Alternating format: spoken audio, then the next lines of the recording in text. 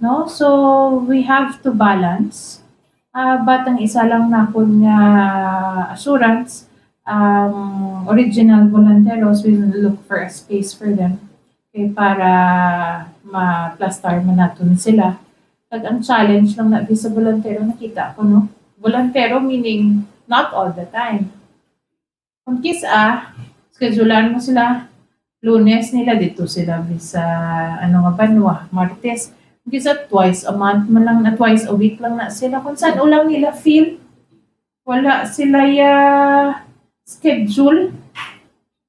No? So we have to respect ang sa sulod who goes in stories ang gabriga sa market ano oras bala alas 4 ara na sa merkado alas 6 sirado na kay matulog alas 4 ang kaagahon ara na da kung kisa kung paninda pa sila alas 2 buktaw na sila mabligya sila alas 4 ang commitment nga magbaligya sa merkado adlaw-adlaw pero ang bolantero come and go. But we will make sure na ang mga volunteero mahalin sang una before we rehabilitated our markets. May taan na ito. Mayor, but may ara na ba kita kinasite nga mga place diin ako diin pwede bala iplastar ang mga volunteero? Ina-discuss pa with the team. Mayor, follow up na. Yes. Follow up. Site, is it with the discussion with the provincial government or with the city government? Ano? Naka-discuss kita last time kay Gov, no? Hindi na pa-final pa to sa partner nila sa province. But in the meantime, we'll look for a place na sa ato na. Mayor, once mag-permanent na ang lugar sa mga volunteero, ito na follow nga madula ng volunteer per market sa mga distrito. Gina-review pa natin kung anong iba suggestion no, sa team. May mga volunteero man nga involved sa atong nga discussion, especially mga old naton nga volunteero. We'll make sure nga nga may area gid sila kag kung anong mayo para sa tanan.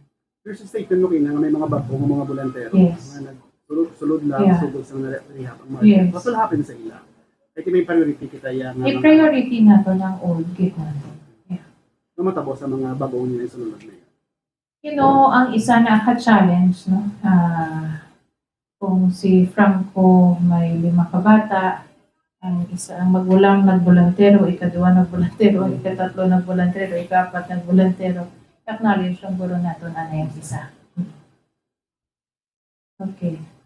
May follow up lang sa market. You mentioned last time wala pang formally turnover ni SM Yes. market. Have we talked about kung Yes, is it na-turnover kung na saan- nila sa July 22. No, after Mayo man nag-interview pa mo, kaya nagdali-dali sila. Grabe na kita kung follow-up na turnover na nila sa July 22. And ongoing ng aton nga rehabilitation, no? Na yung mga minor na mga kayo naton sa market to make sure nga ma-address naton ang mga problema sa merkado naton. With the formal turnover, what does this mean? Pwede na maka-take over sa city government sa repair sa mga leaks and everything. Yes, right? yes. Agency. The next question na ka. Last Mayor, Mayara na nagapalabot mula din ang mga vendors or actually personal ko man nagpamangkot. Hindi lang kuno sa mga volunteero ang one of the factor nga ang nagahina ang ila benta. But then ang ilang pwesto kay nagatamad ang iban nga mga manubakal magsaka sa babaw kasi ginot kag kapoy.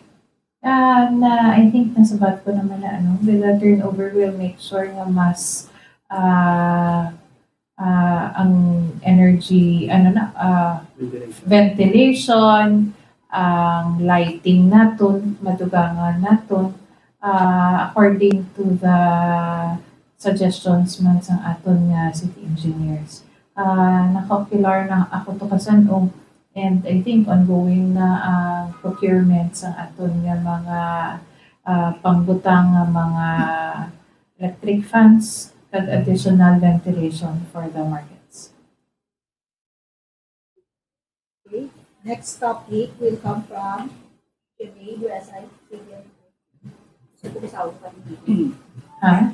Good ng Mayor. Any statement ng Mayor or update since nag-uumpisa ang random inspection sa Iloilo City Government sa mga establishment sa palibot sa Diversion Road because ang sebo na nakitaan sa Iloilo River sa nagligad nga bulan. And anong imo, Mayor, pahanumdog sa ining mga establishments, hindi lang sa diversion, kundi sa palibot sa syudad. Yes, no.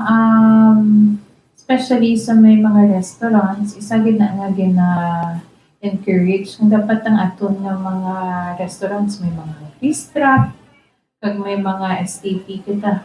Aside sang aton na nga sebo nga nakita, may ara nakita mga measures din pang obra sa aton nga mga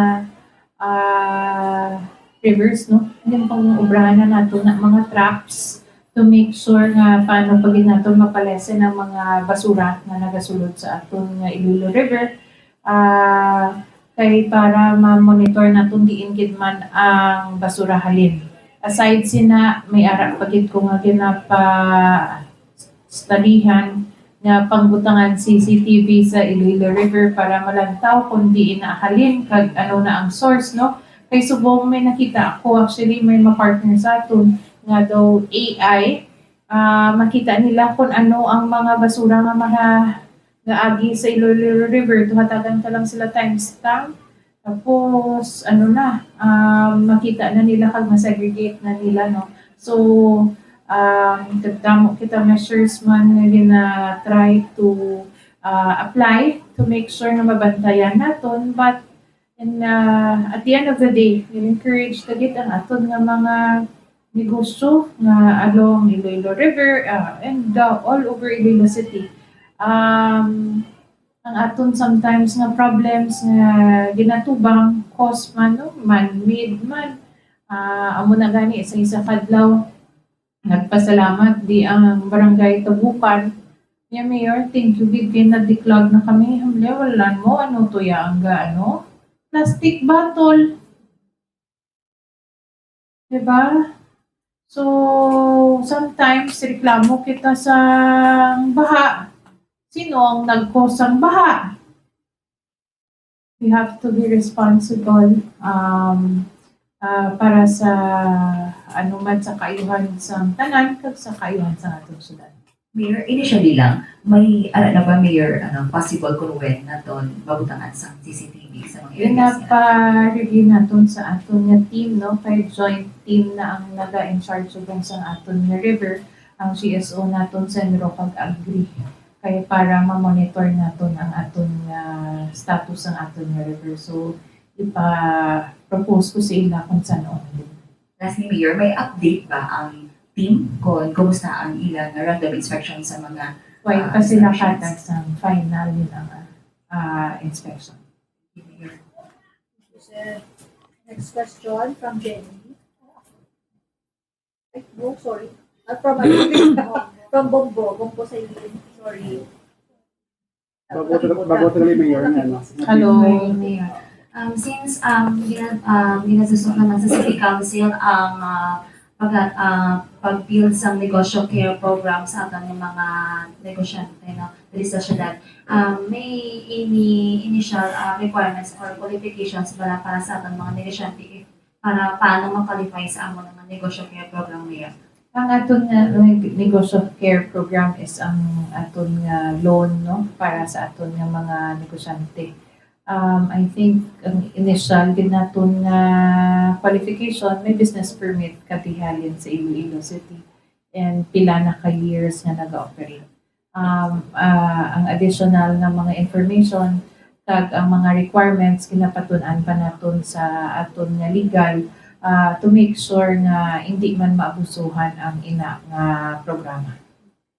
Mayor, if ma-qualify ang amo nga negosyante sa amo nga program, no, paano masiguro sa city government nga hindi man nga maabuso ang mga ang himo nga program nga kay bisan na technical sang interest free kag wala sang collateral nga pautang, Mayor? Yes, amo nang aton subong nga ginatun-an, no, kung i-group bala naton or individual, ginapa-review din naton ina kag because like I've said from the start, isa gid ka requirement nga pila ka na years nag-operate sa syudad to make sure nga hindi mapusuhan kay meaning kung pila ka na ka years medyo stable ng imo nga negosyo, no? So hindi ka na fly by night, hindi mo man dalaganan ng imo nga utang. So mas maayo nga amo na siguro ang first gid naton nga requirement. Sa next question. Sige. Next question, si RJ.